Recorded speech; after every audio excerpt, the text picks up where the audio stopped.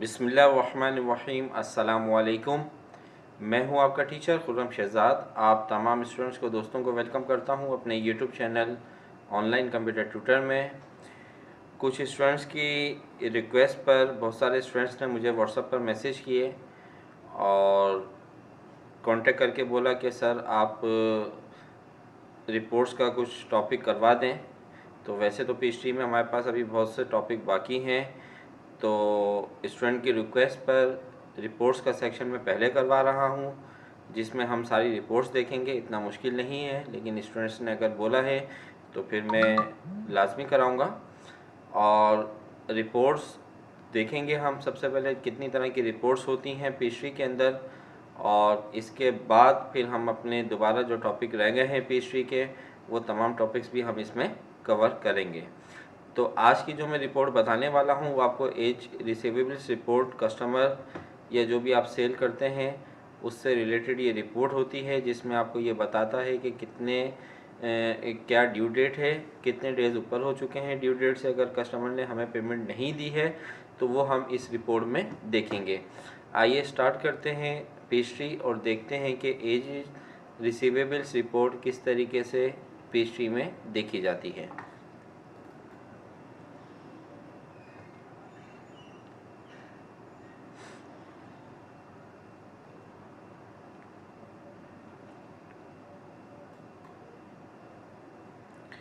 देखें, रिपोर्ट्स देखने के लिए आप इन्वेंट्री, वेंडर्स, कस्टमर किसी पे भी आ जाएं तो आखिरी एक ऑप्शन होता है रिपोर्ट्स का। ठीक है, यहाँ पे क्लिक करते हैं तो आपके पास पीएचडी की जितनी रिपोर्ट्स होती हैं वो सारी ओपन हो जाती है, या आपके पास टैब मेन्यू में मेन्यू बार में रिपोर्ट्स एंड फॉर्म्स का ऑप्शन है, इस पर आप क्लिक करें और अकाउंट्स रिसीवेबल रिपोर्ट्स पे क्लिक करें। अकाउंट रिसीवेबल रिपोर्ट्स कौन सी होती हैं? जो आपके कस्टमर्स की या जो आपने सेल्स की हुई होती हैं, ये वो रिपोर्ट्स होती हैं। इसको जब आप क्लिक करेंगे तो यहाँ पे अकाउंट रिसीवेबल्स की तमाम रिपोर्ट्स ओपन हो जाएंगी।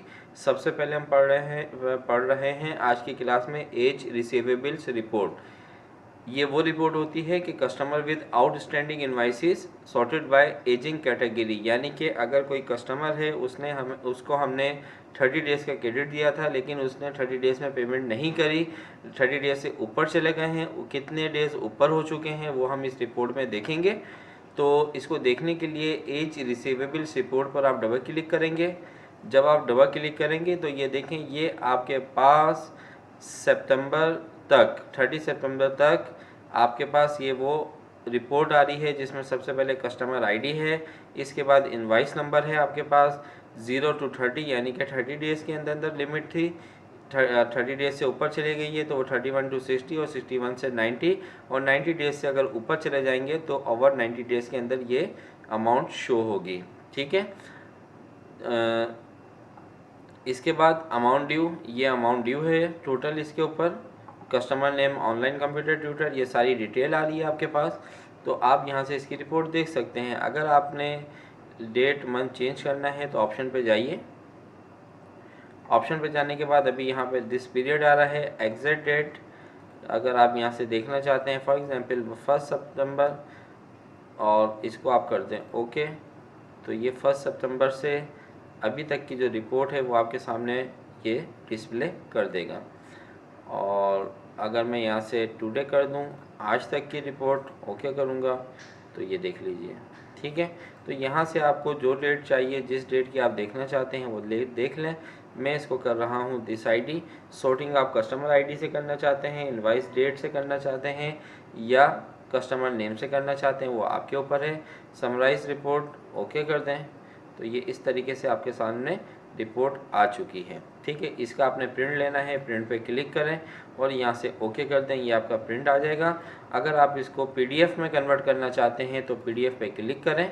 PhD can not find a required file or it has been corrupted, यानी कि उसको पीएचडी नहीं मिल रहा, तो इस वजह से इसको कन्वर्ट नहीं करा। अगर आपको एक्सेल पे करना है, एक्सेल पे क्लिक करें।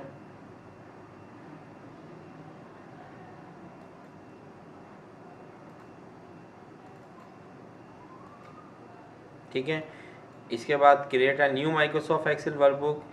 आपको न्यू एक्सेल की फ़ाइल चाहिए या आप पहले से कोई फ़ाइल बनी हुई है तो यहाँ से उस फाइल को सिलेक्ट कर लें तो ये उसी फाइल में न्यू वर्कबुक में ऐड हो जाएगी। लेकिन हमें एक अलग से न्यू वर्कबुक बनानी है तो ओके कर दें। ये रिपोर्ट आपकी जनरेट हो गई यहाँ पर।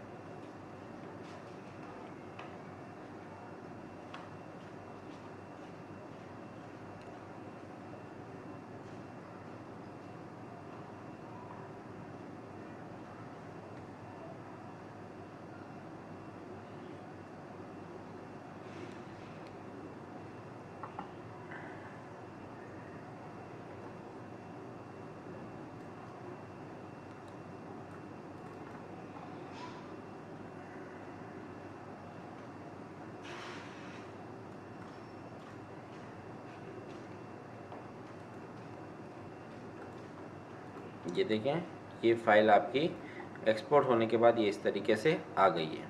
ठीक है। अच्छा, इसके बाद दोबारा जाते हैं रिपोर्ट्स में। अगर यहाँ से आपको ईमेल करना है किसी को, ईमेल पे क्लिक करें, यहाँ से ईमेल कर दीजिए और हाइड करेंगे शो, तो ये नाम वगैरह ऊपर जो है ये हेडिंग्स हाइड हो जाएंगी। सेटअप पे क्लिक करें, यहाँ से पेपर का साइज़ आपने क्या रखना है प्रिंट के लिए वो ओके कर दें और यहाँ से इसको प्रिंट कर दें। फ़ॉन्ट आपको कौन से चाहिए, फ़ॉन्ट आप यहाँ से चेंज कर सकते हैं। कॉलम्स और ऑप्शन पे जाइए, इसको क्लोज़ करके एक दफ़ा दोबारा ओपन कर रहा हूँ। ये फ़ॉन्ट है आपके पास, आपको कैसे फ़ॉन्ट चाहिए तो यहाँ से आप इसको सिलेक्ट कर सकते हैं। ये जब मैं इनवाइस फॉर्मेटिंग पढ़ाऊँगा तो वहाँ पर इसको डिटेल में बता दिया जाएगा। कॉलम्स है आपको, इसके अलावा यहाँ पे इस वक्त कस्टमर आईडी नहीं आ रही, कस्टमर आईडी भी आपको चाहिए, इसको सिलेक्ट कर लें। कस्टमर नेम चाहिए, ओके कर दें। तो ये देखें कस्टमर आईडी भी आ गई यहाँ पे और कस्टमर नेम भी आ गया। तो जो कॉलम आपको चाहिए मज़ीद वो आप यहाँ पे चेक लगाते हैं। फ़िलहाल अभी मुझे ये नहीं चाहिए, ठीक है, और इसको मैंने कर दिया ओके। क्लियर है। तो customer ID, customer bill to contact ये आ रहा है, तब कंप्लीट उसकी डिटेल आ रही है। सेव करवाना है तो यहाँ से आप इसके रिपोर्ट नेम सेव करवा लें। तो जैसे आपको करना है वो आप यहाँ से कर सकते हैं। फाइंड पे जाइए, यहाँ से आप अपनी मर्ज़ी की कोई रिपोर्ट फाइंड कराना चाहते हैं तो वो भी आप करवा सकते हैं।